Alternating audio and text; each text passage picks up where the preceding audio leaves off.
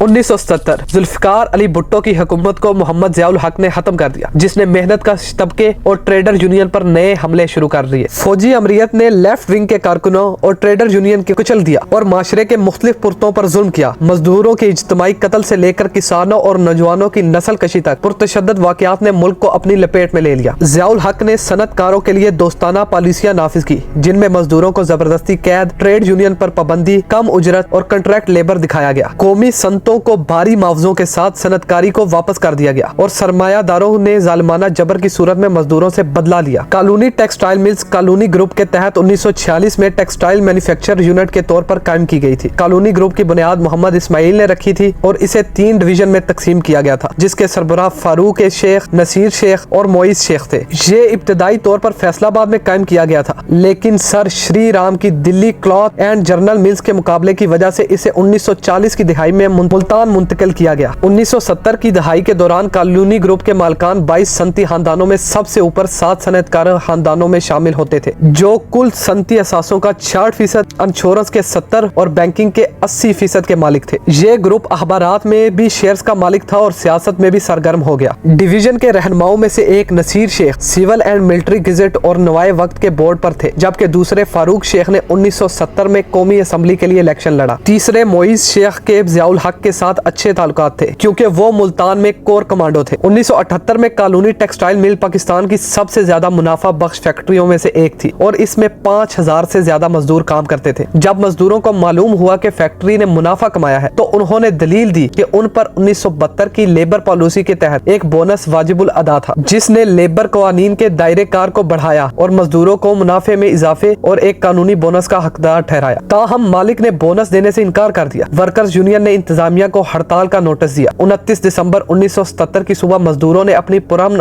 हड़ताल के जरिए फैक्ट्री को मुकम्मल तौर पर बंद कर दिया। 3 जनवरी 1978 की एक अखबारी रिपोर्ट के मुताबिक मजदूर 1 माह की तफरीही अलाउंस के साथ 3 माह के बोनस का मुतालबा कर रहे थे। मिल इंतजामिया ने जनवरी के आखिर में 2 माह का बोनस देने पर रजामंदी जाहिर की, लेकिन मजदूरों ने मुस्तरद कर दिया और 29 दिसंबर 1977 का काम बंद कर दिया। अब 2 जनवरी 1978 को मिल मालिक शेख की बेटी की शादी थी। दुल्हन का जहेज मजदूरों पर वाजिबुल अदा बोनस से 10 गुना ज्यादा था और इस शादी में खसूसी ज़ियाउल हक को शिरकत की दावत दी गई थी। अब जैसे ही ज़ियाउल हक की शादी में शिरकत की खबर फैली, तो दूसरी जानब एक अफवाह फैल गई कि हमलावर शादी की तकरीब पर हमला करने जा रहे हैं, जिसके जवाब में ज़ियाउल हक ने स्टेट पार्लियामेंट्री फोर्स को हुक्म दिया कि वो कारकुनों को गोली मारकर उनकी तहरीक को कुचल दें। इस जद्दोजहद के एक शरीक लाल खान ने अपनी किताब में ये वाकया बयान किया। पार्लियामेंट्री फौज के दस्तों ने पुरअमन गेट मीटिंग के लिए जमा होने वाले कारकुनों पर सीधी फायरिंग शुरू कर दी। नाकाबिले बयान होलनाकी के एक मंजर में कारकुनों ने अपने साथियों की खून आलूदा लाशों पर चीहे मारे और भगदड़ मच गई और बहुत से लोगों को कुचल डाला। जब उन्होंने इस कत्लेआम से बचने की शिद्दत से कोशिश की, हर तरफ खून उन मेहनत कशों के जिस्मों से बह रहा था, जिनका जुर्म सिर्फ अपनी बुनियादी हकूक मांगना था। फायरिंग का सिलसिला 3 घंटे तक बिला तातुल जारी रहा। शाम 6 बजे तक जब अंधेरा छा गया, तो रियासती अफवाज ने टेक्सटाइल मिल के मजदूरों पर फतेह हासिल कर ली। फैक्ट्री के अहाते और लॉन में रियासती फोर्सेज ने जख्मियों की लाशों को अस्पताल ले जाने से रोक दिया था। जिन लोगों ने उन्हें उठाने की कोशिश की, उन्हें पुलिस ने रोक दिया। दर्जनों अफराद मौके पर ही जान बहक हो गए। बहुत से जख्मी खून की ज्यादती की वजह से दम तोड़ चुके थे, क्योंकि उन्हें तिब्बी अमदाद के लिए ले जाने से रोक दिया गया था। रात की तारीकी में रियासती फोर्सेज ने मरने वालों और जख्मियों में फर्क किए बगैर ट्रक उठाकर उनकी लाशों को उनमें फेंक दिया। कुछ को फैक्ट्री के बड़े गटर में फेंक दिया गया, जबकि दीगर को करीबी गाँव बागा शेर में बगैर ताबूतों के दफन कर दिया गया। इस बेरहम रियासत की दहशतगर्दी के बावजूद सैकड़ों मजदूरों और तलबा जख्मियों को अस्पताल में ले जाने में कामयाब रहे और कोशिश करते रहे कि लोगों की जानें बचती रहे। बाद